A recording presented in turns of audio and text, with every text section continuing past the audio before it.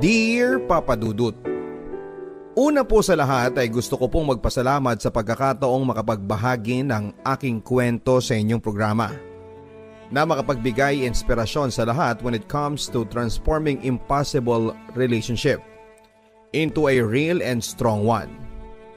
To start, Papa Dudut, we decided to make a best title on it, like Boses at Papel. Kung paano nagsimula na parang isang daang tula para kay Stella, pero may mga inakala ka sa nasabing pelikula na balikwas sa aming sitwasyon. Pero sa totoong buhay, ito ang kwento ng ang presidente at ang simpleng estudyante na ako at siya sa isang universidad sa Western Visayas. Efforts may paid off if there's a patience and consistency. Ang pagpapakita ng pagmamahal sa isang minamahal ay hindi masusukat sa araw, buwan at taon lang, kundi sa patuloy mong pagpapadama na seryoso at sincero ka sa pagmamahal mo sa kanya. Simulan natin ang kwento ng isang dalaga at isang binata. Pareho kaming nag-aaral sa isang sikat na institusyon. Sikat siya dahil sa morenang maganda, matalino at magaling sa larangan ng pagsasayaw. At ako naman ay inilahal na presidente ng aming universidad. Hindi pa ako nahalal noon nang nakilala ko siya. Sa kanyang kapansin-pansin ng ngiti at kakaibang kagandahan na sa kanya ko lamang nararamdaman. While I'm walking at the front of the admin building, second day of campus, Hinampang. Nakita ko siya habang papasok sa aming universidad at kahit nakakahiya ay inanyaya ko siya kung pwede na makiselfie. Hi Kim, can we take a selfie? Yes, sure. Kahit na oo, sikat ako at for sure nakilala niya ako dahil that time I'm elected vice chairperson pa lamang pero nandun pa rin yung hiya. At kahit na iniisip niya na wala lang yun pero sa akin, yun yung araw na may nararamdaman ako para sa kanya. Na walang halong anumang joke at salamangka. Doon nagsimula ang lahat. Napatingin ako sa lahat na kinikilig at lahat ay nagtatanong kung anong nangyari at yon sinabi ko sa kanila na nakipag-selfie ako kay crush. Chapter 1, The First Move. Pagdating ko sa bahay, pagod galing duty sa school, since nag-check kami ng mga attendance ng mga estudyante. At naalala ko na naman siya. Ang mga ngiti niya at matamis na hawak ko sa kanya habang nakatingin sa kamera. Agad kong kinuha yung cellphone ko at hinanap ko ang name niya sa Facebook. At swerte ko na online siya. Nang walang pag-aalinlangan ay minessage ko siya. Hi Kim, good evening, kumusta? Kinakabahan ako habang nagtatype at yun na, seen. Ang tagal mag-reply at kinakabahan na ako. At ilang segundo lang nang nagtatyping na at yon sa wakas ay nag-message na siya. Hello Nong, okay lang, ikaw? Ouch. First message pa lamang ay broken na kaagad. Ikaw ba naman ang tawaging manong ng crush mo? Ano kaya ang mararamdaman mo? Nag-reply ako at sinabi kong, makamanong ka? Ilang taong ka na ba? Pwede na huwag mo akong tawaging manong kasi baka maging tayo pa sa huli. Hehehe. Tawagin mo na lang akong Ron. Okay na yon. Wag lang manong, nagmumukhang matanda naman ako dyan sa tawag mo sa akin eh. Wala na akong sinayang na pagkakataon. Dinetalye ko na ang lahat ng aking nararamdaman sa kanya sa sunod kong reply. Na walang pag-aalinlangan. Duda at kung ano pa. Basta masabi ko sa kanya at bahala na si Batman. Kim, crush kita. Alam mo yun, hindi ba? Pero higit pa doon ang nararamdaman ko. Sana man lang ay bigyan mo ko ng chance na mahalin ka. Kasi may nararamdaman akong kakaiba sa'yo. Ewan ko kung ano to. Alam ko na minamadali ko ang moves na to pero sana lang nararamdaman mo to kasi hindi ko sinasadya na mahulog sa'yo.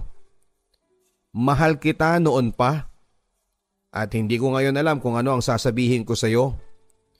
Hindi ko alam kung gusto mo rin ako at baka may nagmamay-ari na sa iyo. Sana bigyan mo ko ng pagkakataon na mahalin ka at ligawan ka kung pwede lang sana. Sana. Tapos ay hindi ko man lang binasa ulit at sinend ko na sa kanya.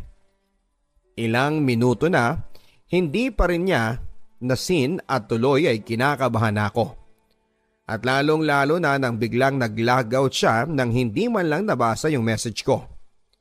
Gusto kong i-delete kaso ay nasend ko na at hindi ko na maibabalik pa. Kahit na i-delete ko yung buong convo namin sa Messenger ay hindi yon madi-delete yung sa kanya. Kaya ready na ako sa kung ano man ang reaksyon niya at ano man ang desisyon niya sa mga sinabi ko. Kahit na kinakabahan na talaga ako. Kimberly, 36 minutes active. Nag-message ako uli at sinabi kong willing akong maghintay. Basta bigyan mo lang ako ng chance, Kim. Alam ko na marami ka pang pagdududa. Lalo na sa mga nakaraan ko. Sana hindi yon basihan kung ano man ang pagmamahal at nararamdaman ko sa iyo sa ngayon, Kim. Kung mag-stalk man siya o mag-imbestiga ng pagkatao ko bago niya ako nakilala sa kanya na yon. At alam ko na kung ano man ang malalaman niya sa akin ay mag-iiwan lamang ng puro tanong at magmamarka ng puro duda at iba pa. Way back high school life, everybody knows na kung sino ako. Ako yung tipo ng lalaki na babae, gumalaw at binabae kung magsalita. Hanggang ngayon at wala akong pake kung ano man ang sasabihin nila at panghuhusga. Kasalanan ko ba na magmahal at mahalin siya kahit na may mga nakaraan akong ganyan, hindi ba? By the way, balik tayo sa chat naming dalawa. 1 hour active siya at bago mag-online ulit ay bigla akong kinabahan at nasina niya ang lahat ng mga message ko. Nagdagdag pa ang kaba ko na halos buong katawan ko ay nanginginig sa kaba at kung ano pa. Pero ready na ako kanina pa kung ano man ang sasabihin niya. Nag-message na siya at ang sabi niya, "Thank you Nong sa pag-admire mo sa akin at hindi ko inaasahang masabi mo to pero thankful ako kasi may humahanga sa akin. Lalong-lalo na ikaw pa. Hay nako, mas masarap pa to sa upcoming midterm exam ko. Hehehe, pwede huwag muna ngayon kasi nag-i-study pa ako para sa palapit na exam natin. Pag-usapan natin yan pagkatapos ng exam." Okay Ron? Kahit nang ikli ng response niya, lahat ng kaba at tanong na kanina pang nagbabagabag at nagsisipaglabasan sa aking isipan ay nasagot na. Kahit na may pag-aalinlangan pa. Nag-response ako. Okay po, salamat. Tandaan mo na nandito lang ako. Handang maghintay sa'yo. At sorry nga pala sa istorbo. Nagre-review ka pala para sa papalapit na exam natin. Sige, wag muna kitang i-istorbohin. Message mo lang ako kapag available ka na ha. Mahal kita at ingat ka dyan, okay? Message sent. Ilang segundo lang ay nag-reply na ulit siya. Sige po, ikaw din. Thank you Ron. Tapos ay nag-logout na siya. Hindi ako makatulog sa ginawa ko sa gabi na yon. Hindi ako makapaniwala na masabi ko yon sa kanya. At napansin ko na ang bilis ko pala. At baka mahihirapan siya. Kasi umamin ako ng bigla-bigla. Pero okay na yon, at least ay nasabi ko kung ano man ang nararamdaman ko. At nalaman ko kung ano man ang response niya. Nakatulog ako ng ganon at umaga na pala. At as expected ay babalik ako ng school at for sure ay ganon din siya. At kahit nahihiya ako na makita siya ay hinanap ko ang cellphone ko at nag-message sa kanya. Good morning. Babalik ka ng school? Kasi may duty ako sa office. Sana magkita tayo. See you po. At dahil online ay nag-expect ako na magre-respond siya. At yon hindi siya nakapag-reply. Sa school na ako at parang lutang at hindi ko alam kung kilig to o kinakabahan na makita ko siya dahil sa pinaggagawa ko. Hindi kami nagkita dahil busy siya sa exam pero okay lang kasi may messenger naman. Kumusta exam? Miss na kita. Message ka kapag available ka na ha. Mag-online ako para tanggap ko kagad ang message mo. Hapon na nang makapag-online siya. Okay lang ako Ron. Ikaw, kumusta exam? Eto, tapos na. Salamat nga pala. Salamat saan? Sa pag-i-inspire mo sa akin ngayon. Walang anuman. May ginagawa ka? Wala ikaw, meron ba? Opo, office work. Pero okay lang. Sige, tapusin mo muna yan. Pagkatapos mo dyan, i-message mo lang ako kasi may gagawin din naman ako ron eh. Okay po, tapusin ko lang to at ikaw din. Tapusin mo yung ginagawa mo. Ingat ka dyan ha, mahal kita. Okay po, ikaw din. Thank you. Welcome po.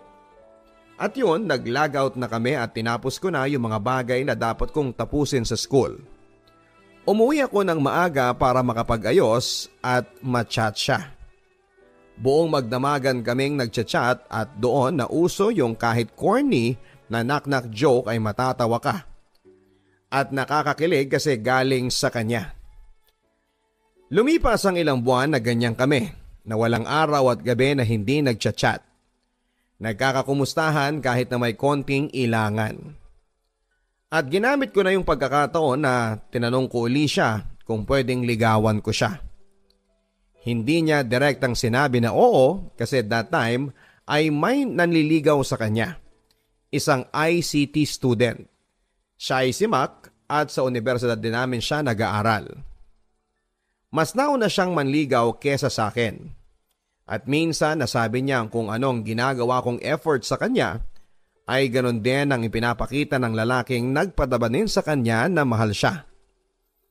Masakit isipin na kung may chance man ako na manligaw sa kanya ay may kasabay ako na nagpapadama sa kanya na importante siya at may nararamdaman kami para sa kanya. Alam ko na malabo na maging kami kasi una, mas nauna yung isa na dumating sa buhay niya. Pangalawa, siya ay lubusan ang kilala at kahit papaano ay may parte na siya sa buhay niya. Baka may chance siya kasi nga mas nauna at mas kilala na niya. Pero hindi ako nagpatinag at hindi ako sumuko at sinabi ko sa kanya na, Kim, kahit na meron siya, hindi ako titigil na ipahayag sa iyo na mahal kita at seryoso ako sa iyo. Tandaan mo yan? Alam ko na seryoso ka, kaya nga binigyan kita ng pagkakataon na ipahayag sa akin, hindi ba? Wala akong inuuna sa inyo. Wala akong may napili sa inyo at lalong-lalo na huwag mong isipin na nauna siya kahit na may nanliligaw na sa akin bago ka pa dumating. Ron, pareho kayong binigyan ng pagkakataon. Sana huwag mong isipin na may inuuna ako ha. Thankful ako kasi meron kayo na hindi ko man boyfriend, nandyan para sabihin na mahal ako at importante sa buhay ninyo pareho. Yun nga Kim masakit isipin na hindi pa tayo pero may kahati na ako. Pero salamat sa chance na ibinibigay mo sa akin na mahalin ka kahit na ganito. Kim, hanggang ngayon patuloy akong umaasa na mahalin mo rin ako nang higit pa sa kanya. Alam ko yun Ron, pero kung sino man ang pipiliin ko, sa huli sana friends pa rin tayo ha. Kasi kahit papaano, minahal niyo rin ako at naging parte na kayo ng buhay ko. Ron, enjoy muna natin kung ano ang meron tayo sa ngayon. Huwag nating bilisan ang mga bagay-bagay. Kasi may tamang panahon at tamang pagkakataon. Okay po, nirerespeto ko kung ano man ang sa ngayon ang desisyon mo. At handa akong maghintay, tandaan mo. Mahal kita at nandito lamang ako para sa iyo. Salamat po. Tulog ka na, babalik ka pa bukas kasi marami ka pang gagawin. Okay po, good night. I love you. Good night na rin. Salamat. Yun ang unang pagkakataon na nag-confess kami sa isa't isa at nalaman ko na may nanliligaw din sa kanya. At hindi lang ako kundi dalawa kami. Gabi na nang hindi ako makatulog, ginawan ko siya ng unspoken poetry at naka-audio visual at may background music na Para Sa'yo by Aiza. Kim, mahal kita. Sana maniwala ka. Kaya kong pakawala ng lahat para sa'yo o aking sinta. I'm lucky enough kasi nakilala kita. Ikaw na nagpapasaya at ikaw na nag-i-inspire. Ikaw na pilit bubuo ng puso kong winasak ng ibang tao. Alam kong hindi ka maniniwala. Alam ko na ang puso mo ay may pagdududa.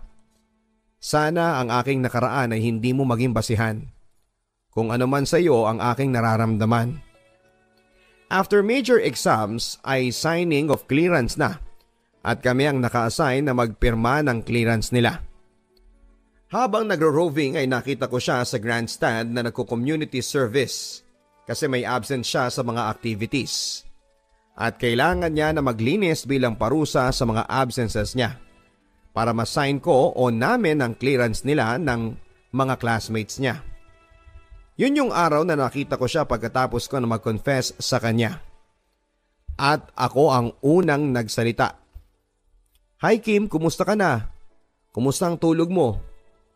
Nagsipagtinginan ng mga kaklase niya sa kanya dahil for sure alam ng mga estudyante na gusto ko si Kim. Kasi pagkatapos ng selfie naming dalawa past 3 days ay ipinost ko sa Facebook at maraming nakicomment, nakireact at nakilike. Okay lang Ron, ikaw? Okay lang din. Ang ganda mo today. Ngumiti lang siya papadudot at nagtaka ang lahat ng kaklaseng kasama niya na bakit hindi Manong ang tawag niya sa akin kundi Ron. Hindi ko inaasahan ang sinabi niya. Bakit ka namula? Okay ka lang ba? Tapos ay ngumiti siya ulit. Mga ngiti at tanong niya na nagpakilig at nagpapa-inspire sa akin sa araw na yon. Tinitigan ko siya habang naglilinis at biglang umalis. Nagtapos ang araw na may kakaiba na may mga ngiti at may nagpapa-inspire. Ilang beses ko siyang nakita sa araw na yon at nakapagtataka na umiiwas siya sa hindi ko alam na rason at dahilan. Nag-chat ako sa kanya. Kim, bakit mo ko iniiwasan? May problema ba? Wala lang, nahihiya ako sa'yo. Bakit? Ewan Ron. Huwag kang ganyan mahal kasi hinahanap kita buong araw. Alam mo yon hindi ba? Tapos tinataguan mo naman pala ako. Next time huwag kang ganun ha. Mahal kita, alam mo yan, hindi ba? At kahit anong gawin mo na pag-iwas sa akin, hahanapin kita. Hindi mo ba ako na-miss? Sorry na po, hindi na mauulit. Ingat ka dyan ha. Okay po, buti naman kung ganon. Ikaw din, mahal. Chapter 2 Student Leadership Development Program. Oy Kim, may leadership training kaming i-organize. Sali ka ha. Sana available ka. Para kahit nasa training man lang, masolo kita. Malapit na yon, first week of November. Paalam ka na kina tita ha. 3 days yon mahal. Baka malayo, hindi papayag si mama tapos 3 days pa. Pero itatry ko. Sige na po please, hihintayin kita. Try mong sabihin kay tita baka pumayag yon. Okay po, tatanungin ko siya. Sana pumayag din. Araw-araw kong kinukumbinsi si Kim na pilitin yung mama niya na pumayag siya. Para lang makasama ko siya sa loob ng 3 araw. Para mas lalong makilala ko siya kasi bago pa siya pumayag na manligaw ako sa kanya ay minadali ko yung lahat. Kahit na hindi pa niya ako lubusang nakikilala ng husto.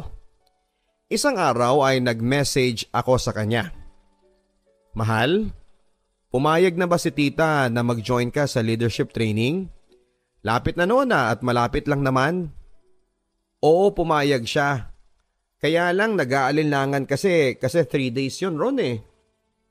Okay lang po, sabihin mo na safe dito. Na-check ko na yung lugar. Hihintayin kita mahal. Bago ang araw ng leadership training sa sobrang busy ko ay hindi ko na siya na-message. Gabi na nang nagparamdam ako sa kanya. Kim, kumusta? Kumusta ang araw mo? Ako busy, sorry ha, hindi ako nakapagparamdam. Miss na kita. Okay lang Ron, nag-iimpake na. See you bukas. Hindi ko alam kung ano ang mararamdaman ko sa sobrang saya kasi makikita ko na siya at makakasama. At agad kong nireplyan. Excited na ako bukas mahal na makikita at makakasama kita. Super miss you na po. Sige Ron, tulog ka na. Alam kong pagod ka na sa pag-ready para bukas. Okay po, ingat ka dyan Ron. See you tomorrow, good night. Ingat ka bukas ha, mahal kita. Tandaan mo yan. I love you po. Good night. Araw ng Student Leadership Development Program, maaga akong nagising para sa preparasyon ng pagdating ng mga participants, especially ng taong mahal ko. Halos 1 oras ang biyahe mula sa school hanggang sa event, kaya medyo nainip ako sa paghahantay sa kanila. At yung dumating nga sila, una kong hinanap si Kimberly. Sabik na akong makita siya at miss ko na siya ng sobra. Kahit na ilang araw pa lang na hindi ko siya nakikita. Kim, sigaw ko sa kanya nang nakita ko siya. Oops Ron, ngumiti siya at ganon din ako. Nag-start na yung first session ng seminar. Nag-aayos sila para sa opening ng event. Pagkatapos ng buong araw na seminar ay pinuntahan ko siya sa tinutulugan niya at kinumusta. Kim, kumusta ang seminar? Napagod ka ba kanina sa biyahe? Alam mo, miss na kita. Ilang araw pa lang tayong nagkikita Ron, miss mo na kaagad? Bakit hindi? Sa ganda mong yan at syempre mahal kita. Hindi ba halata mahal? At ngumiti ako sa kanya. Tigilan mo nga ako, bolero, pabiro niyang sabi. Bolero bang tawag sa taong namimiss ang taong mahal niya? At sabihan na maganda?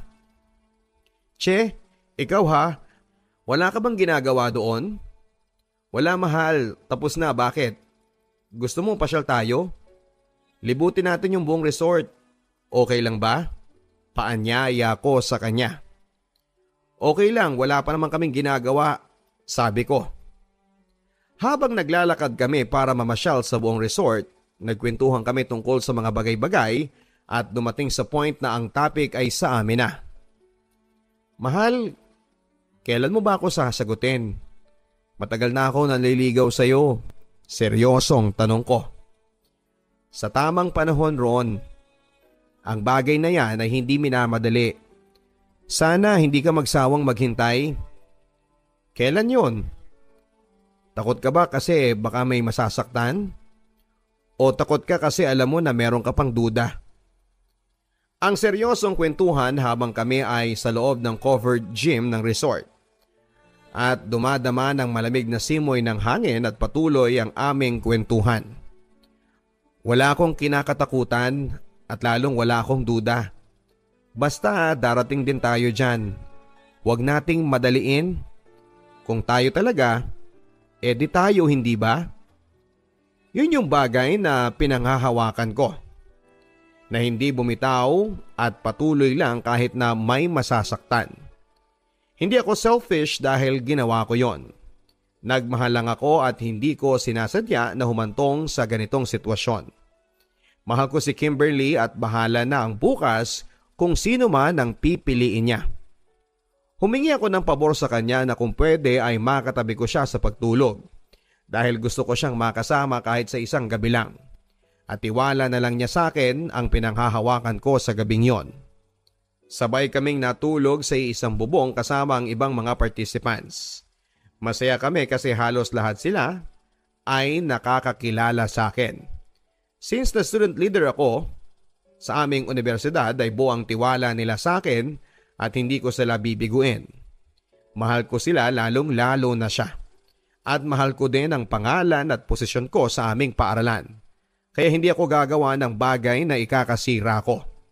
At higit sa lahat ay hindi ko kayang sirain ang tiwala ni Kim na ipinagkaloob sa akin ng gabing yon. Ang taas ng respeto ko sa taong mahal ko at hindi ko yung kayang sirain. Sa loob ng 4 na buwan na panliligaw ko sa kanya, hindi ko naisip na bibitawan siya kahit na ang labo na. Sa mga oras na yon, ako na siguro ang pinakamasayang tao sa mundo na makasama mo ang taong pinakamamahal mo kahit na walang namamagitan sa inyo. Chapter 3. Ang 2 hari pagkatapos ang accreditation. Time of accreditation ng aming universidad. Dahil dancer siya, inanyayahan ng aming paaralan na magsayaw sila sa last day at closing program para sa mga accreditors at bisita ng aming paaralan. Sa halos araw-araw kong pakikipagkita sa kanya sa tuwing may practice siya, ay lalong nadagdagan ng pagmamahal at paghanga ko sa kanya. At hindi maiwasang naroon din minsan ng isang manliligaw niya na si Mac. Isang araw na nag-dress rehearsal sila at nandun din yung lalaki na nanliligaw sa kanya at ako, nag-cruise ang aming mga landas. At sabay kami na nanood ng practice ni Kim. Walang umalis, walang nag-walk out at sabay naming pinagmasdan si Kim. Sabay kaming umupo hanggang sa matapos. Habang nagbibihis si Kim ay hindi namin napansin na wala na siya. Dahil wala ni isa sa amin na manliligaw niya na umalis at 2 kaming nanatili. Umalis siya at hindi namin napansin dahil hindi niya matiis na makita kaming magkasabay na nasasaktan. Umuulan noon at panayhanap namin sa kanya. Hindi namin alam kung nasaan siya. Yon yung pagkakataon ng kahit na magkaribal kami kay Kim ay nagkaisa kami para hanapin siya. Halos nilibot na namin ni Mac ang buong university at nag-decide kami na hayaan muna namin siya na mapag-isa dahil dama namin na naiipit siya. Pagkatapos na nangyari ay minessage ko siya kung nasaan siya. Kasi nag-worry kami sa kanya kung saan siya nagpunta. Kim, nasaan ka? Hinahanap ka namin. Kanina pa kami naghahanap sa'yo. Saan ka ba nagpunta? Tapos nag-reply siya. Nagpapahangin lang. Yung totoo, sabi ko. Hindi ko kayang makita kayo nasasaktan ng dahil sa akin. Hindi ko gustong makita na ako ang dahilan kung bakit kayo nagkakaganyan. Sorry talaga kung nag-aalala kayo. Okay lang ako, Ron. Gusto ko lang kaninang mapag-isa. Kim naman eh. Nag-worry kami kasi hindi ka man lang nagsabi. Mahal ka namin at hindi mo kasalanan kung nasasaktan kami kasi kami ang pumili na manatili sa ganitong sitwasyon. Huwag mong sisihin ang sarili mo sa mga pangyayari. Kami dapat ang humingi ng tawad sa iyo kasi nagkakaganyan at nahihirapan ka ng dahil sa amin. Sorry talaga, mahal. Hindi ba Ron, kung wala ako sana hindi kayo nasasaktan? Sana kung hindi ko kayo pinayagan na pumasok sa buhay ko, hindi kayo masasaktan. Sana kung hindi ko kayo in-entertain, sana hindi kayo nagkakaganyan. Oo Kim, pinayagan mo kami at pribilehiyo na sa amin yon. Kasi pumayag ka at nagigilty kami kasi nahihirapan ka. Hindi namin gusto na magkaganyan ka. Hindi namin gusto na nahihirapan ka at hindi namin gusto na masasaktan ka ng dahil lang sa amin. Sorry talaga, Kim. Sorry talaga, mahal ko. Okay lang yun, Ron. Nilipas din to. Sige, tulog ka na. Hindi ako tutulog kung hindi ka okay. I-convince mo muna ako na okay ka para mas okay din ako. Sige na nga, okay na ako, Ron. Oo, pakis nga. Che, ikaw ha, para-paraan ka din.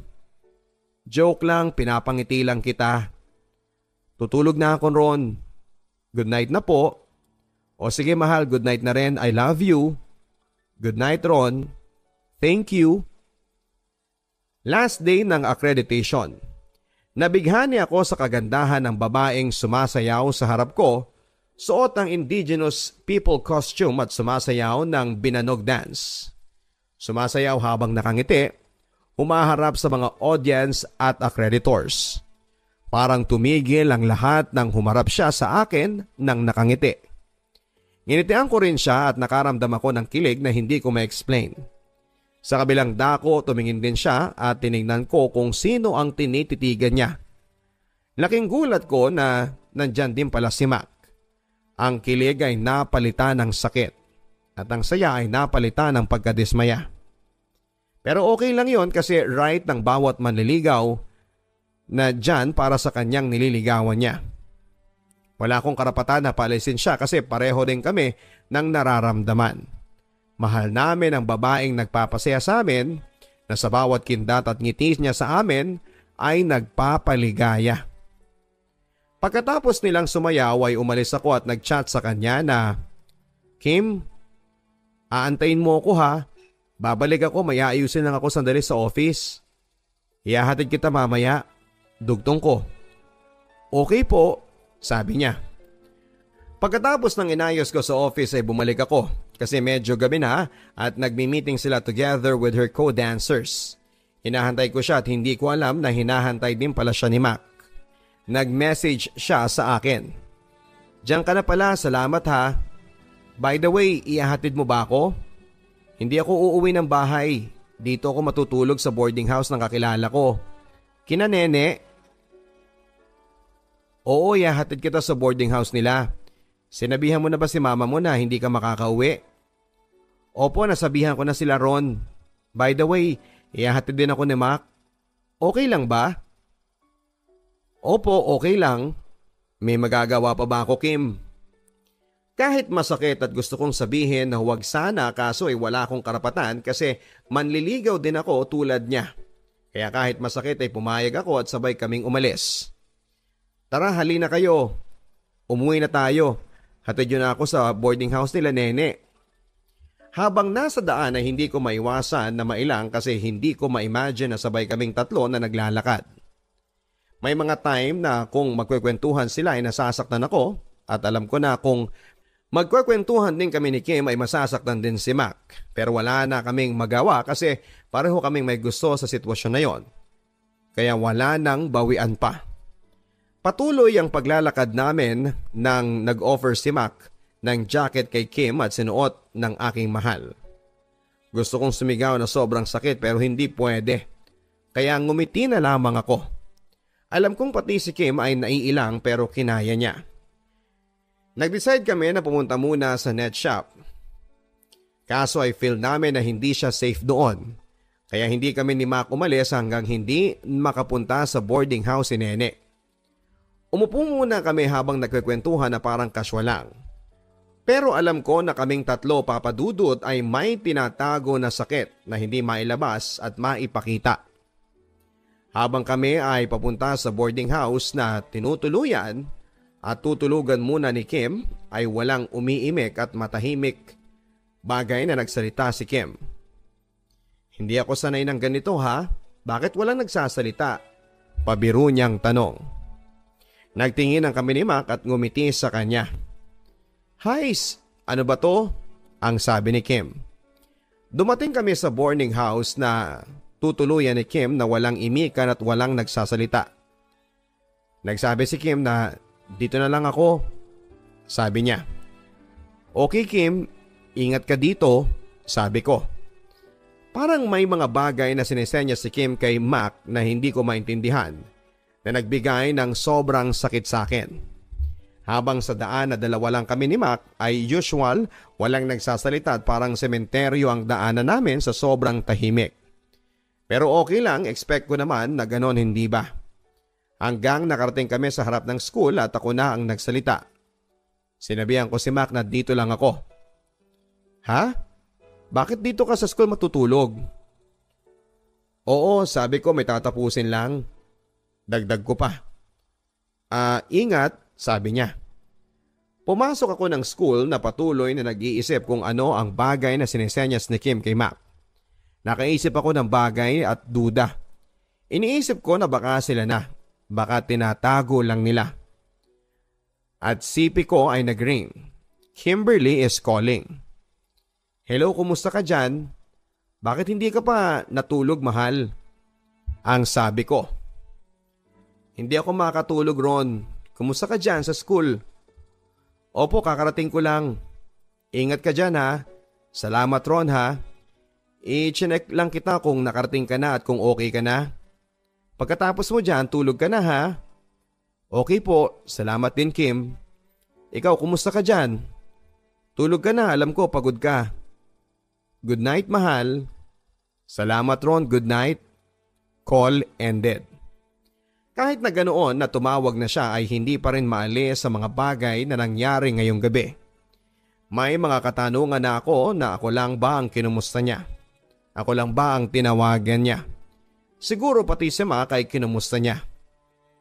Chapter 4, 1 week na LDR.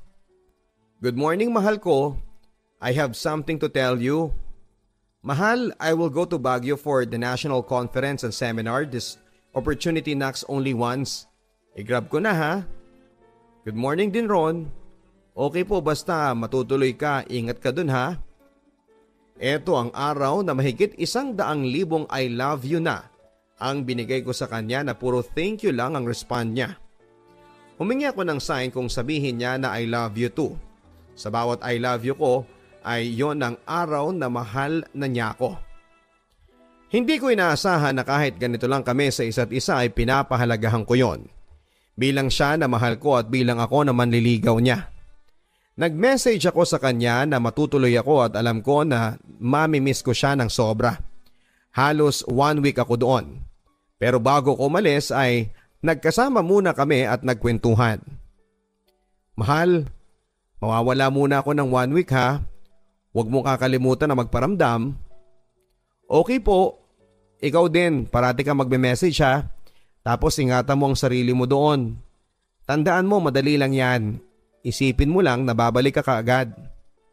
Opo mahal, ikaw din. Tapos kung may pasok ka pa sa araw na yon, uuwi ka ng maaga ha. Okay po, halika lunch tayo. Sige pero huwag muna sa ngayon Ron. Sa susunod na lang kita sasamahan sa pagla-lunch. May pupuntahan pa kasi ako eh. Naiintindihan ko basta kain ka na ha. Mahal kita Kim. Salamat Ron, ikaw din. Papabusog ka ha. 2 days bago ang flight ko ay ginawan ko siya ng 36 pieces na roses na gawa sa cellophane wrapper at ibibigay ko yon pag nakaalis na ako. Araw-araw siyang nagbe-message at nagchat-chat, ganon din ako, walang araw at gabi na hindi kami nagte-text sa isa't isa. Alam ko na mahalaga siya sa buhay ko kahit na wala pang opisyal na kami at may manliligaw pa rin siya. Araw ng flight ko papunta sa Baguio City. Minessage ko siya. Mahal, paalis na ako. Ingat ka dito ha. Papadudot, may inutusan akong best friend kong si Jenny May para kumuha ng ginawa kong roses sa office para ibigay sa kanya. Ron, ingat kayo ha. Sorry, late response ako. By the way Ron, salamat sa roses na ibinigay mo. Sobrang nagandahan ako. Salamat talaga. Alam ko na pinaghirapan mo to para lang maibigay at matapos. Okay lang mahal, don't worry. Alam ko naman na tulog ka pa kaya hindi na kita tinawagan para gisingin pa. Hindi naman masyado, ginawa ko yan para sa iyo mahal. Paki-open ang messenger mo, may isasend ako sa iyo. Mga pictures ko yan habang ginagawa ang mga roses na yan. Kasi mahal, ganyan ka kahalaga sa akin. Kaya ingatan mo yan ha. Wait mahal, itinatanong ko lang kung anong gusto mong pasalubong. Dagdag ko pa. Opo, naka-open ang messenger ko at nakita ko na ang mga gwapong pictures mo. Salamat ulit ha. Iingatan ko to Ron. Wala akong gustong pasalubong dahil makauwi ka lang ng ligtas ay okay na ako. Ang linyang nakapagpakilig sa akin ng gusto, mga katagang makauwi ka lang ng ligtas ay okay na ako. Na nagbigay rason para manatili ako sa kanya at patuloy ko siyang mahalin hanggat makakaya ko pa. Chapter 5. Officially that she is my future first lady. Kahit na may alinlangan na akong manalo or hindi ay nag-file ako ng aking kandidatura bilang presidente ng aming university. Gabi bago ako nag-file ng candidacy, nag-message ako sa kanya at humingi ng advice kung itutuloy ko. Kim, gusto kong tumakbo bilang presidente ng university natin. Kaso hindi ako sigurado kung mananalo ako eh. Okay lang ba? Siyempre naman may tiwala ako sa iyo. Especially sa kakayahan mo bilang aming pinuno. Ikaw ang pinili nila nung una at nakakasigurado akong pagkakatiwalaan ka nila ulit. Dagdag pa niya. Talaga?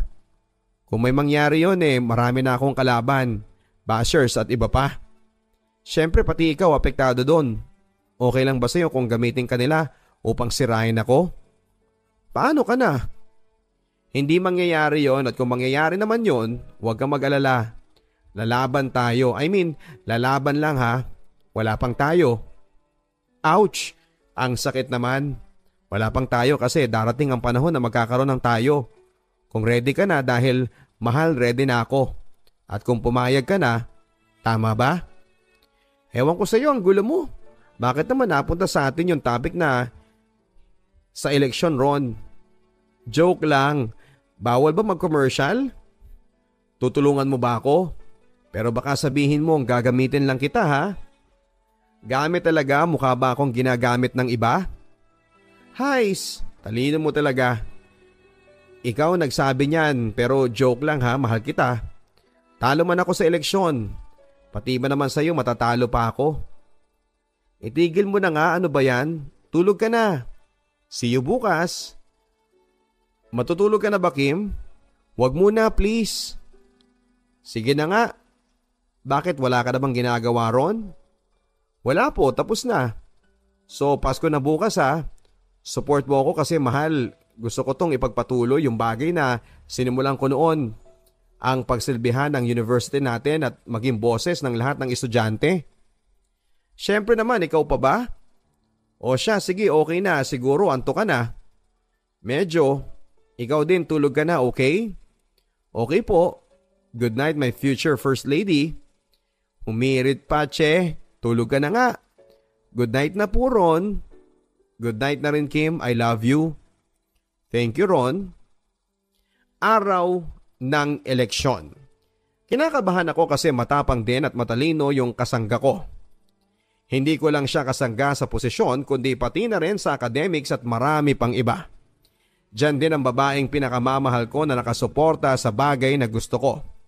One message received from Kim. Good luck, Ron. I'm here to support you. Thank you, mahal. See you later. Pakis naman. Che, sige na nga, ingat at good luck ulit ha. Alam ko na kaya mo kahit na wala ng kiss. Hehehe, dito lang ako kahit na anong mangyari, Ron. Natapos na yung eleksyon at opisyal na ako ang nanalo, ang bagong presidente ng aming university.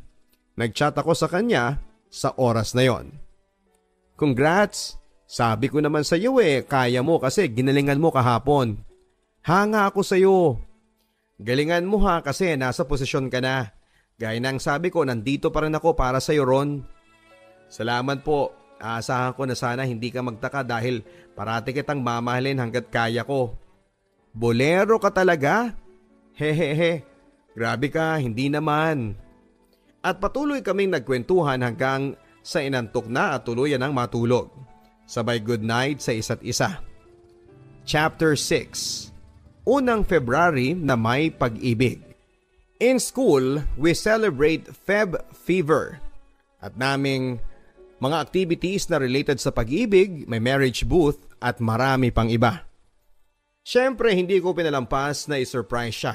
Kahit busy that time, gumawa ko ng effort para magpapogi sa kanya. Pumunta ako sa kabilang school kasi balita ko ay may flower delivery na mura daw. Kaya pumunta ako at bumili ako ng rose candy at may flowers na pinadala ko sa kanya. Alam ko na may klase siya at tinaya ko na naroon muna siya.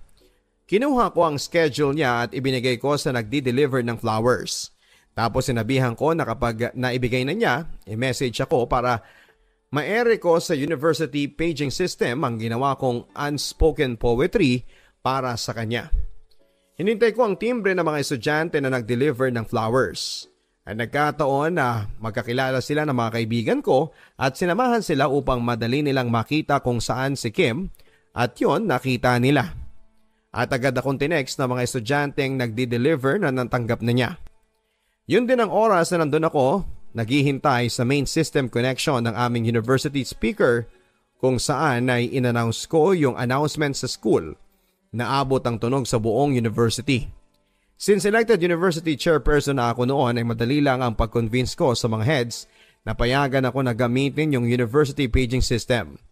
Kinausap ko na ang lahat ng heads upang payagan ako na i-play yung ginawa kong tula na may background music sa aming paging system. Pumayag sila na i-operate ko yung main connection upang mapakinggan ng buong university ang unspoken poetry na ginawa ko para sa espesyal na babae sa buhay ko sa oras na yon. Laking gulat niya na may nag-deliver ng flowers sa kanya at may tumunog na tinig ko at may background music. Kung ako na lang sana ang iyong minahal. Sabay ng mga katagang, bakit hindi sila? Bakit ko to ginagawa? Alam ko na maraming katanungan dyan sa isipan mo. Kung tunay to, kung totoong nararamdaman ko. Ang masakit ay baka isipin mo na trip lang to. Hindi ko hawak ang isip mo. At lalong hindi ko hawak ang puso mo. Nire-respeto ko kung ano man ang nararamdaman mo basta mahal kita at yan ang totoo. Bakit hindi sila? Bakit hindi siya? Simple lang. Puso ko ang nakakaramdam at hindi ang aking isipan. Alam ko na darating ang panahon na may masasaktan ka. Na hindi man ako, malamang siya. At kung hindi man siya ay malamang ako, hindi ba? Bakit ko to ginagawa? Simple lang. At ang tanging gusto ko ay mapasaya ka at mabigyan ka ng importansya. Sorry ha, alam ko na pagod ka na, alam ko na naiipit ka na. Thank you for about 15,406,260 seconds that we have together as what you feel, which is times 2. Sa kung ano ang nararamdaman ko para sa'yo. Mga tinig at musika na nagpapakilig hindi lang sa kanya kundi sa lahat ng abot ng aking tinig at tula. Before the day ends, she texted me.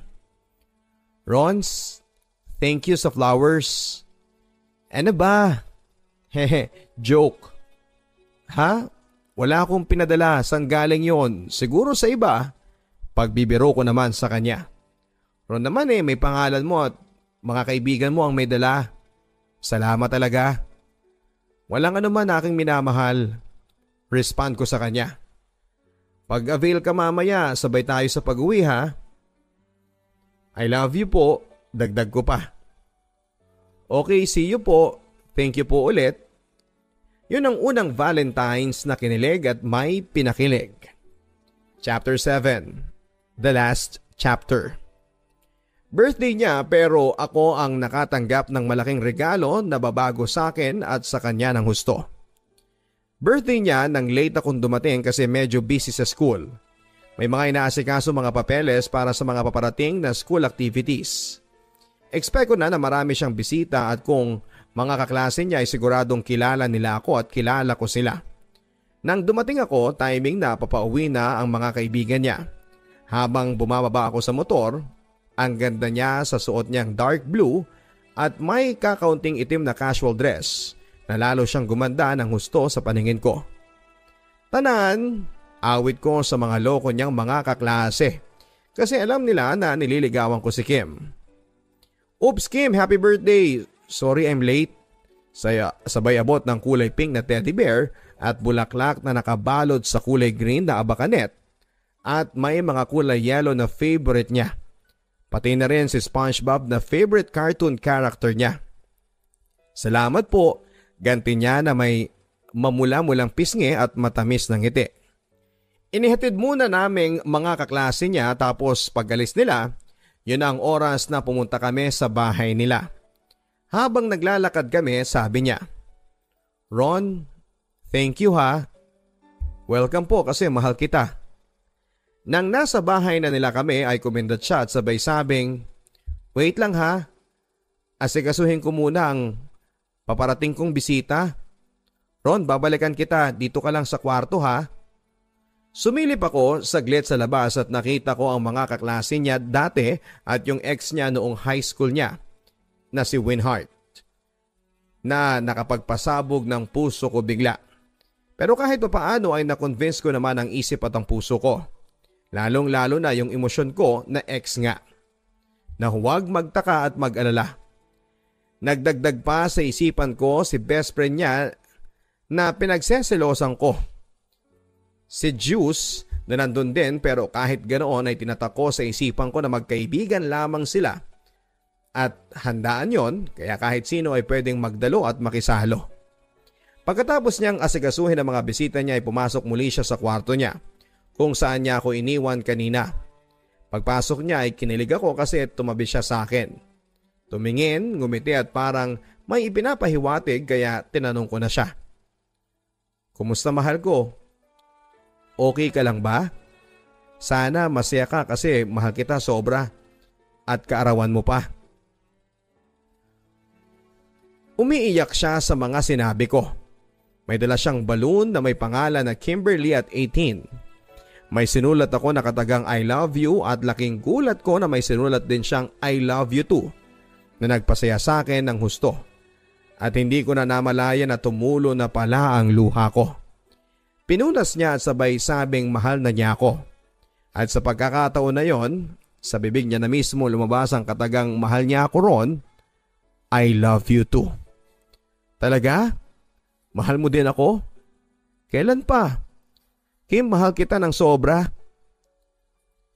Can you be my first lady? My one and only until the last moment of my life and journey? Yes, as in yes, I'm yours now. No doubts. Mahal din kita noon pa man.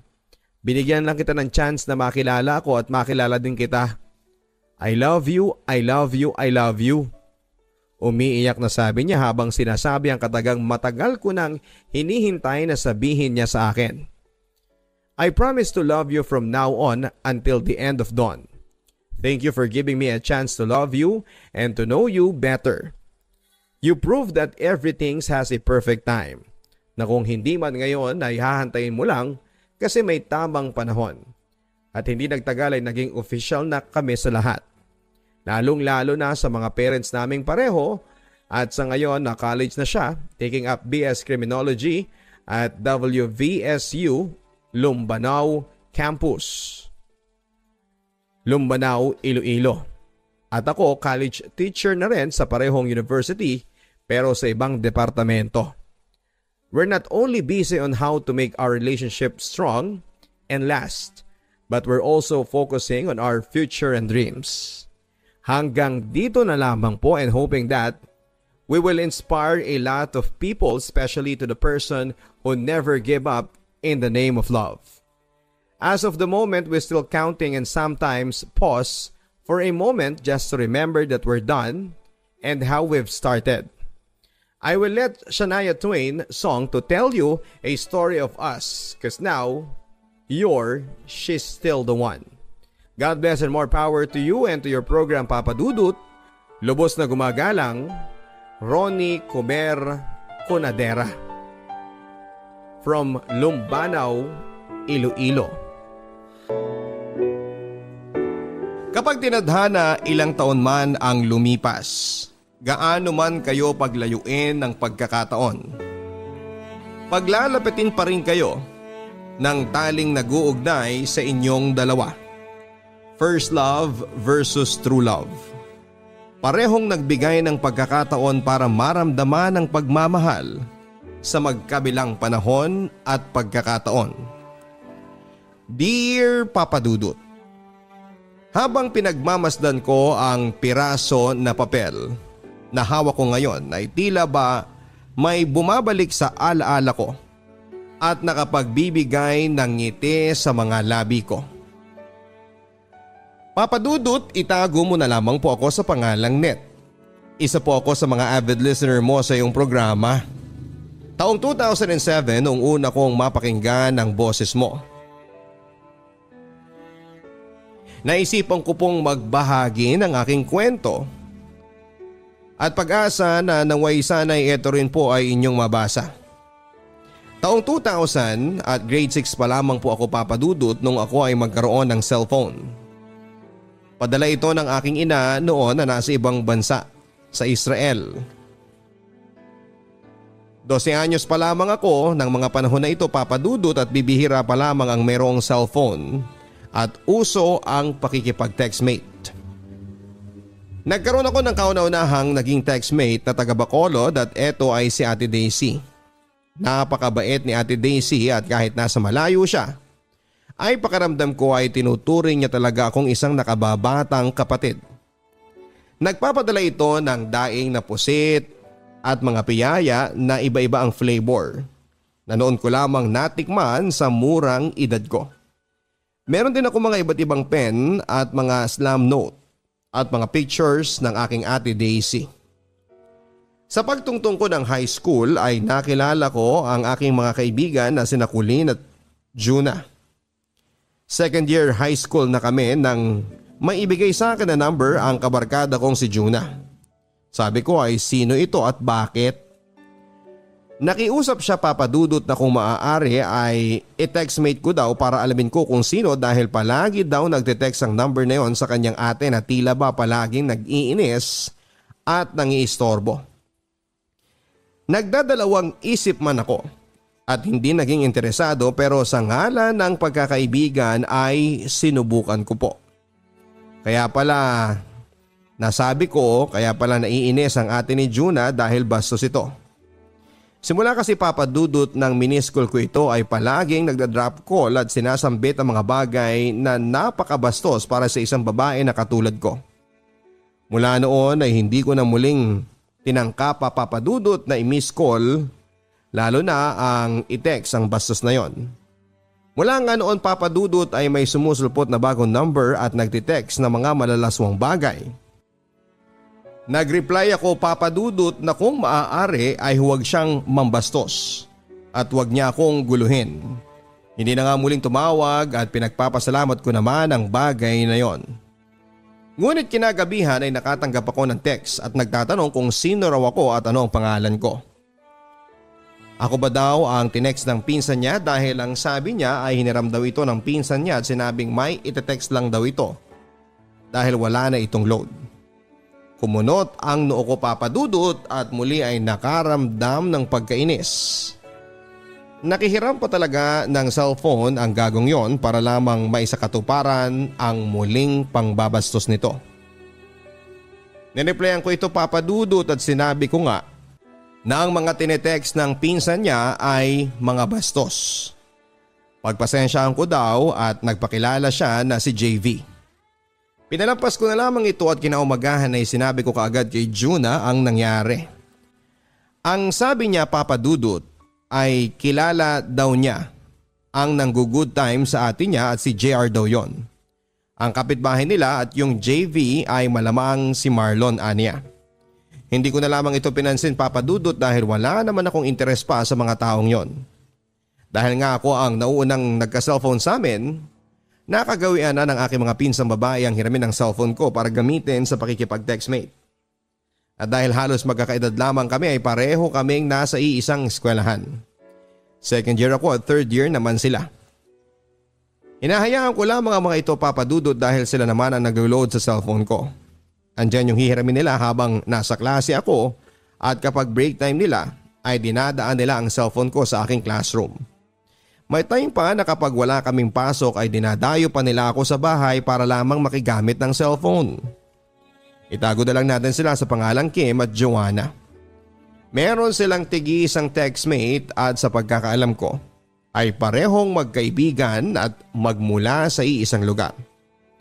In short ay may kanya-kanyang boyfriend sa text.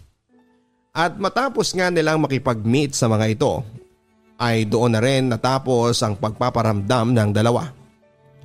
Nagkaroon naman ulit ng ibang boyfriend itong si Kim at tila ba nagkaroon ng LQ kaya ginamit ang cellphone ko para i-stalk ito. Nang wala na itong mapala ay binitawan na rin niya ang pag-asang magkakabalikan pa sila. Doon ay nagsuggest ang best friend ko na maghanap kami ng ibang textmate. At doon ko naalala si JB. Tinext namin ito at nagpakilala akong Graciel, hindi ko totoong pangalan. Nag-reply naman pero sa pagkakataong ito ay Marlon na ang pagpapakilala niya. Malamang ay ito na ang totoo niyang pangalan. Mabait naman ito Papa Dudut at parang nag-i-enjoy na rin akong kausap siya. Nakiusap si Kim na kung maaari ay siya na lang ang ka-textmate nito at marami naman daw akong ka-textmate pero hindi ako pumayag. Wari bang naging selfish ako ng panahon na yon?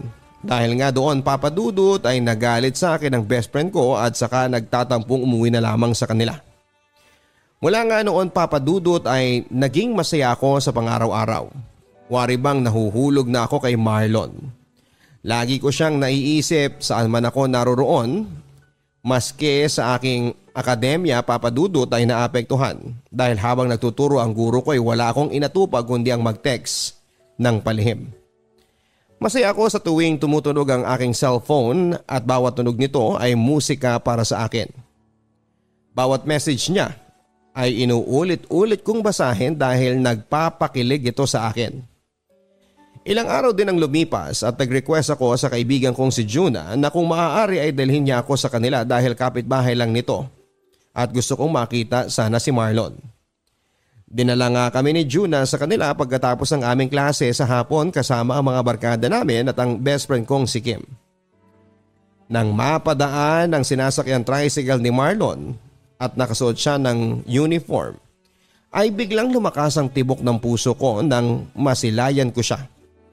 At wari noon ko lamang naramdaman ang pakiramdam na yon. Nang-isip din ako kung pag-ibig na ba ito. Hindi siya gwapo pero masasabi kong ang lakas ng appeal nito. Appeal na nagpatibok sa inosente kong puso sa unang pagkakataon. Nang sa wakas Papa Dudut ay nakita ko na ang aking si Marlon, ay nagaya na akong umuwi na kami pero hindi pumayag ang best friend kong si Kim. Ang rason niya ay pinagmumukha ko daw tanga yung tao. Naroon na kami bakit hindi pa daw ako magpakilala. Takot Papa Dudut. Oo Papa Dudut, yun ang totoong nararamdaman ko. Natatakot akong makilala siya o niya ako ng personal. Dahil baka pag nangyari yon ay hindi na magparamdam siya sa akin. Gusto kong ingatan ang communication namin sa pamamagitan ng hindi pagpapakita ng personal. Natatakot ako na baka hindi niya ako magustuhan at iwasan niya ako. Hindi ako kagandahan Papa Dudut at wala akong tiwala sa itsura ko. Kahit na ba sinasabi ng mga tito ko sa amin na magpipinsan ay ako daw ang pinakamaganda. Payat, maitim at idagdag pa, ang buhok kong halos gupit lalaki ang iksi nito. Kung meron mang nakakalamang sa akin sa lahat ng aking pinsan ay ang aking height. Matangkad kasi ako Papa Dudut. Wala akong tiwala sa sarili ko bukod sa napakasimple ko ay para akong tomboy. Saka lang nakakapagpalda kapag sasamba at kapag naka-uniform. Lumaki ako Papa Dudut na ang tanging kasama ay ang aking ama at ang aking tita Jen na bunsong kapatid ni Mama na bata pa lamang ay nakikitaan mo ng pagka-lesbian. Nakikita ito sa paglalakad at asta niya. Musmus pa lamang ako nang mag-abroad ang aking ina. 1-year-old pa lamang ako nang umalis siya papunta ng Kuwait. Bumalik lamang ito Papa Dudut para magbakasyon ng 1 buwan. Ako naman ay nasa kinder na at umalis siyang muli papunta ng Singapore at nagbalik na ito noong nasa grade 4 na ako. Sumubok din mag-abroad ang aking ama sa Saudi pero inabot lamang ito ng ilang taon Papa Dudut at umuwi ng Pilipinas. Mula noon ay hindi na muling umalis pa ang ama ko at siyang nakasubaybay sa aking paglaki. Dahil ang papa ko ay nakasama ko ay hindi ako natuto mag-ayos bilang isang babae. Kahit hikaw ay wala sa akin. Kapag papasok ako ay okay na sa akin ang konting pulbos at kapag wash day sa school ay parati akong naka-islander na tineternuhan ng maluwag na shorts na lampas tuhod at nakachaleko. Ang sabi sa akin ng best friend ko kung papayag ako ay siya na raw ang magpapakilalang ako. Hindi ko alam kung saan niya nakuha ang ideyang yon pero napa-oo na lamang ako Papa Dudut dahil sa pagtambay nila Marlon sa isang tindahan na malapit sa amin ay nakatimbre sila na sila ang pakay namin gawa na rin ng pabalik-balik ang best friend kong si Kim sa tindahan upang magparinig at wari gumagawa ng unang hakbang upang doon ay magkaideya si Marlon na isa sa amin ay si Graciel. At gano'n na nga ang nangyari, Papa Dudut. Pauwi na kami noon at naglalakad pero laking gulat namin ang sumunod pa lang mga ito sakay ng bike. At kasama ang isa pang lalaki at wari sa amin ang punta nila. At hindi nga ako nagkamali dahil ako ang nasa likod. Ako ang nilapitan ni Marlon, Papa Dudut, at nagtanong kung sino si Graciel. Sa sobrang kaba ko, napapautal na akong sumagot sa kanya, Papa Dudut, at naituro ko ang best friend ko na nasa unahan. Mula nga noon, Papa Dudut, ay nagbago na ang lahat. Nalaman ko na lamang na malayo na ang darating ng pagiging magkakilala nila Marlon at ng best friend kong si Kim. Palagi daw nakikita ang mga ito sa plaza, sa court at sa auditorium sa bayan. Nang panahon na yon ay fiesta at sunod-sunod ang activity sa plaza. Ako naman ay hindi malaya, strict ang papa ko kaya naman hindi ako pinayagan na makalabas lalo na sa gabi. Oo, Papa Dudut, sobra ako nasaktan sa mga nangyari sa pagpaparaya ko. Naging sila ng best friend ko na hindi man lang nalaman ni Marlon na ako ang totoong Graciel. Na nung una ay nagawa ko pa siyang ipagdamot pero sa huli ay sila din palang magkakatuluyan. Mula nga noon, Papa Dudut, ay nabuo ang barkadahan namin mula sa grupo ni Marlon at sa grupo naming mga babae sa magkaibang eskwelahan. Masaya ako at nakikita kong masaya ang best friend ko pero sakit naman ang dala nito sa akin. Noong umabot ang first anniversary nila ay hindi ko maiwasang masaktan nang makita kong niregaluhan siya ng singsing at hinalikan sa labi. Napakasakit, Papa Dudut, pero wala akong ibang makakadamay kundi ang sarili ko. Mahal na mahal siya ng pinsang ko, alam ko. Pero hindi nila alam na nagmamahal din ako ng lihim. Lumipas pa ang mga araw, buwan at naging third year high school na kami at fourth year naman sila Marlon at si Kim. Nalaman na rin ni Marlon na ako talaga ang Graciel, Papa Dudut. Nagulat man siya ay nakalipas na yon. Sa samahan namin ay may bagong nakilala at nakasama at nadagdag sa barkadahan. Ang saya ng mga panahon na magkakasama dahil nabuo ang grupo namin. Masaya kami, nagpipiknik sa ilog, tumutoma at kuminsan ay kung saan kami napapadpad kakascroll. Nagpupunta sa bahay ng barkada basta may okasyon.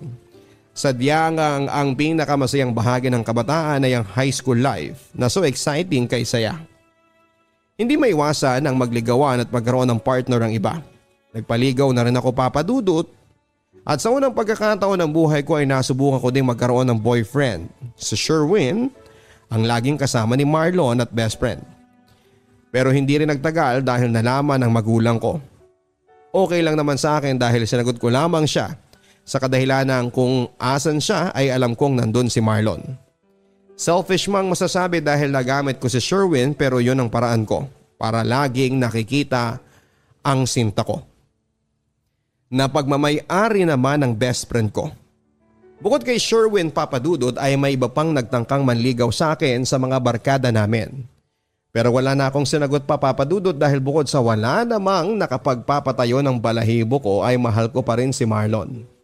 Oo, Papa Dudut, mahal na mahal ko pa rin si Marlon. Dumating kami sa point na napapaaway ang grupo naming mga babae sa taga-kabilang school dahil binuhusan kami ng halo-halo nang nakatayo kami sa harap ng auditorium. Sa hindi ko mawaring dahilan ay nagtataka ako kung bakit sinabuyan kami ng halo-halo. Hanggang sa pagtanto namin, Papa Dudut, na ang babaeng gumawa noon ay girlfriend pala ng isa naming barkada na noon ay boyfriend na rin ng isang pinsan naming si Joanna. Ang auditorium, Papa Dudut, ay napapagitnaan ng dalawang magkalabang eskwelahan kaya naman kapag nang tatanghali na o hapon ay makikita ang dalawang klase ng uniform na tumatambay, dumadaan at gumagala dito.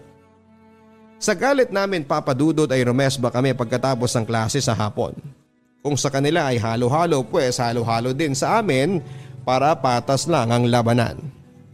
Ang kaibahan lang, Papa Dudut, halo-halong mantika, tuyo, suka at pupo ng manok yon. At nangyari nga papadudot ang resbakan dahil pagdating namin sa auditorium may halatang hinintay at pinaghandaan nila ang pagbabalik namin. Dahil ako ang napuruhan papadudot ay ako ang nagsimula ng pagsugod. Ang sabi ko ay 4th year na kayo at 3rd year lamang kami ay hindi namin kayo uurungan. Kahit presidente pa ang tatay mo pero napahinto ako nang may humarang sa akin na lalaki at tinatanong kung ano ang nangyayari dito. Tinignan ko siya papadudot at nabasa ko sa mga mata niya na parang may pagtatanggol sa babaeng nasa likod niya. May hawak itong nakarolyong papel at hindi ko alam kung saan ito nanggaling. Si Jason, yun ang pangalan ng lalaking humarang sa akin. Siya ang barkada namin na lalaki na ang kapal ng mukhang nanligaw kay Joanna pero may girlfriend pala. Hindi ko ito pinansin papadudot at akmang sasabuyan ko na ng halo-halo ang maldita niyang GF ay saka pa lamang ito umiwas at umalis. At nagkagulo na nga papadudot. Sa bunutan dito, sa bunutan doon. Punitan ng uniform, tadyakan doon. Natapos lamang ang gulo nang may tumunog na wangwang ng pulis na galing sa munisipyo. Noon pa man papadudot ay hindi ko na nakakausap si Jason. Nasa circle of friends ko siya pero wala akong naaalalang kahit minsan ay kinausap niya ako. In short ay hindi kami close papadudot, close naman kami ng ibang mga boyfriends namin pero tanging siya lamang ang hindi ko kailanman nakakausap. Siguro ay dahil na rin sa ang kanyang kagwapuhan ay ilaga ko sa pakikipag-usap sa kanya. Medyo matangkad dito, moreno at singkitin, hindi ata nakalinya ang level ng beauty ko sa standards niya.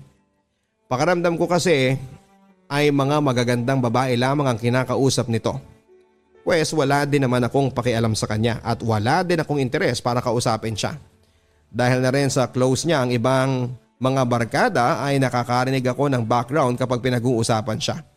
Kasi wala na raw sila ng GF niya sa kabilang school at ex na raw niya ito. Sa isip ko papadudot, ang pogi mo kasi kaya nilalabang ka pa rin ng ex mo. Mula nang mangyari ang gulong yon papadudot, ay bibihira na lamang ako makasama sa barkada dahil pinagbawalan ako ng aking ama. Sinisigurado ko nakakauwi ako sa tamang oras dahil mahigpit ang aking ama at ayaw na niyang ginagabi ako sa pag-uwi. Ganon pa man papadudot ay may nakaalam ng sikreto ko sa lihim na pagmamahal kay Marlon. Walang iba kundi ang pinsan kong si Olivia. Minsan ay natanong niya ako ng ganito. Insan, ano sa tingin mo kapag tinanong mo ang isang tao kung mahal niya ang isang tao pero ngiti lang ang sinagot niya? Wala akong pagdadalawang isip papadudot na sinagot siya ng siyempre mahal niya insan. Kasi kung hindi ay madali namang sagutin ng hindi ba? Ibig sabihin mahal ka ni Marlon insan. Nagulat ako sa tanong na yon at tinignan ko ang pinsan ko ng may pagtataka. Tinanong ko kasi siya pinsan kung mahal ka niya at ngiti ang sinagot niya. Netong nakaraan kasi palagi niyang hinahanap at tinatanong kung bakit hindi ka na sumasama o kapag wala ka. Bakit kapag sikim naman ang wala hindi siya nagtatanong? Napansin ko lang. Dagdag pa niya. At doon nga papadudot sa unang pagkakataon ay umamin ako at ikinuwento ko ang lahat. Noong nakilala kasi namin si Marlon ay wala pa ito sa grupo namin. Meron mang panghihinayang ay nasambit niya. Sayang insan, kayo sana ano? Bakit naman ganun si Kim? At napatotohanan ko nga papadudot nung tumungtong na kami ng 4th year high school ay nagtapat sa akin ng pag-ibig si Marlon. Graduate na sila noon dahil nauna sila sa amin ng isang taon. Wala na rin silang communication ng best friend kong si Kim mula nang umuwi ito sa Batangas. Sa pag-amin niya sa akin mula nang nalaman niyang ako si Graciel ay na hiling daw niya na sana kami na lamang pero huli na at sila na ng best friend ko. Bakit daw tinuro ko siya? Sana kami at hindi sila. Mga tanong sa kahit sa sarili ko ay natanong ko din. Dahil nga doon papadudot ay inamin ko na rin sa kanya na may espesyal akong namdamin at minamahal ko nga siya. Bago ko pa man siyang makita ng personal at sa loob ng 3 taong lumipas ay minamahal ko pa rin siya. Nabigyan nga kami ng pagkakataon papadudot ngunit noong nasa 1st year college na ako ay naputol din ang lahat sa amin. Naghanap siya ng oras sa akin at dahil subsob na ako sa pag-aaral at natural na hindi pa ako marunong sa relasyon ay naputol ang lahat sa amin. Nakipag-cool off siya papadudot at balikan ko na lang daw siya kapag may oras na ako. Hindi ako kumbinsido kaya naman ako na ang nagsasabing break na lang kami dahil hindi sapat sa akin ang dahilan niya dahil una sa lahat ay nagtapat siya ng pag-ibig niya sa panahong alam niyang nag-aaral ako at limitado ang oras ko. Sobrang sakit isipin na kung gaano katagal akong naghintay ay ganun din pala kadali ang relasyon namin na nakalaan sa amin dalawa. Lumipas ang 2 taon at natapos ko na rin ang pagiging associate ko sa aking kurso na computer science. Handa na akong sumabak sa hamon ng buhay at lumuwas ng Maynila para maghanap ng trabaho. At sa pag-alis ko ay nalaman ko papadudot na ikakasal na pala siya. Habang nasa biyahe ay todo ang pag-iyak ko patungong Maynila. Mahal na mahal ko pa rin pala siya papadudot. Nasabi kong siguro nga ay hindi talaga laan. Sana ay maging masaya siya. Kasabay ng pagpahid ko sa mga luha ko ay siyang pagpatay ko naman sa damdaming halos 5 taong kong iningatan. Sa aking pagtatrabaho sa Maynila ay umuwi na rin ako sa aking probinsya. Paminsan-minsan papadudot. Malaki na rin ang pinagbago ng aking itsura. Naging maganda na ang hubog ng aking katawan, pumusyaw na rin ang balat at mahaba na rin ang aking buhok. Masasabi kong ibang-iba sa itsura ko nung ako'y nag-aaral pa lamang sa high school na tumboyin at ngayon dalagang-dalaga na sa edad na 23. Taong 2011 nung minsan nag-aabang ako ng bus kasama ang aking ama pabalik sa Maynila ay may napansin akong tricycle na dumaan sa tapat ko. Namukhaan ko kung sino ang sakay ng tricycle at nang mapansin nila ako ay agad silang huminto at nagsipagbabaan at maya-maya pa ay nasa harap ko na sila upang kumustahin ako. Ang mga barkada ko papadudot, ang mga lalaking barkada ko na malalapit sa akin. Tuwang-tuwa ako at na-miss ko talaga sila. Doon sa malayo ay natanaw ko ang bukod tanging tao na nanatili sa tricycle at tanging tanaw lang ang pinukol sa amin. Sa bagay nga naman papadudot bakit siya bababa hindi naman kami close, hindi ba?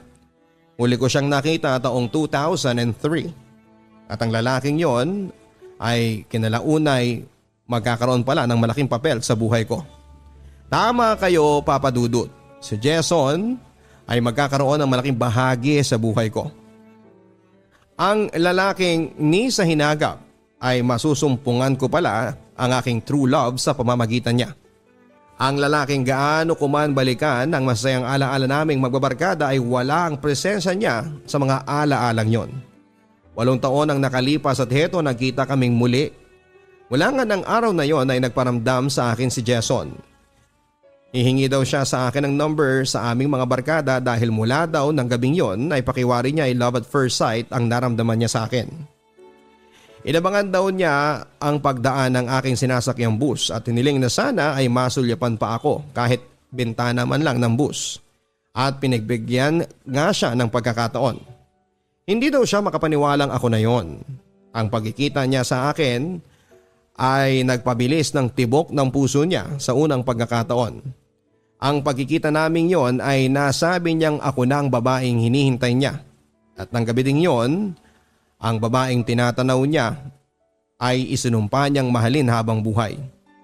Kitang-kita ko kung paano ang effort na ginawa niya sa mga walang humpay na pagtitext at pagtawag-tawag sa aking umaga, araw at gabi ay wala nga itong palya. Nung una ay nakaramdam ako ng pagkailang dahil ang taong kahit kailan ay hindi ko nakausap sa personal ngayon ay nagpaparamdam ng espesyal na pag-ibig. May panahon na dumadalaw na rin siya dito sa Maynila, gaano man ito kalayo, masilayan lang daw niya ako. Andyan yung pareho kaming nagkakahiyaan sa tuwing magkausap pero sa ngalan ng pag-ibig ay lakas loob si Jason. Wala nga noon papadudot ay nahiling ko sa Panginoon na kung si Jason ang laan niya para sa akin ay buksan niya ang puso ko para dito. At hindi nga ako nabigo papadudot dumating sa point na pakiramdam ko ay meron na siyang puwang sa puso ko. Umuwi ako papadudot na siya ang dahilan ng pag-uwi ko sa probinsya. Kapag dadalawin niya ako sa bahay namin ay conscious na conscious din ako sa harap ng salamin. Maging ang isusuot ko ay pinag-iisipan ko ng matagal. Gusto ko kasi ay maging maganda ako sa paningin niya. Kapag alam kong malapit na siya sa bahay ay mabilis ang kaba ko. At higit nang makita ko na siya ay nararamdaman ko ang kilig sa puso ko. Pagkatapos ng masayang 3 taon ng relasyon, ngayon Papa Dudut ay 5 taon na kaming mag-asawa at biniyayaan agad ng isang anak na babae. Ilang taon man ang nakalipas, ramdam ko pa rin ang pagmamahal ng asawa ko na kailanman ay hindi kumukupas sa paglipas ng panahon. Sa ngayon Papa Dudut ay pinagmamasdan ko ang papel na hawak ko. Sa pag-ayos ko ng mahalagang papeles namin ni Jason ay nakita ko ito. Natatawa na lamang ako sa tuwing nakikita ko ang mga bakas ng mantsa na natalsikan ng pinaghalong toyo at mantika.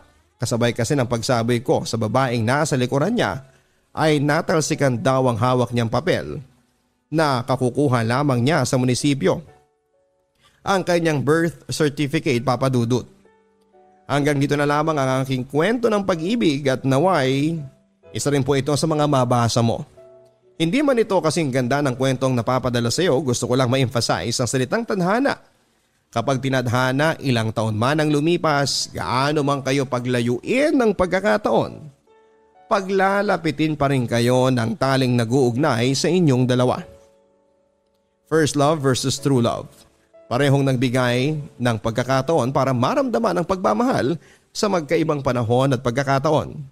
Sa aking first love na sa buong panahon ng aking kabusmusan ay natutong magmahal ang aking musmos na puso sa unang pagkakataon at sa lahat ng panahon ng kabataan ko ay ikaw ang nag-alalang minsang naging parte ng buhay ko. Sa iyo aking true love, hindi man naramdaman sa iyo ang unang pagmamahal at unang nagpatibok ng puso ko ay nababatid mong sa iyo ko nilaan ang puso ko. Sa huli dahil sa iyo ko naramdaman ang tunay na kahulugan ng totoong pagmamahal. Wala man tayong masayang alaala noon, yun ay dahil nakatadhana tayong gumawa ng maraming alaala na magkasama at hindi kailanman matutumbasan ng ano paman at aalalahanin habang tayo ay nabubuhay.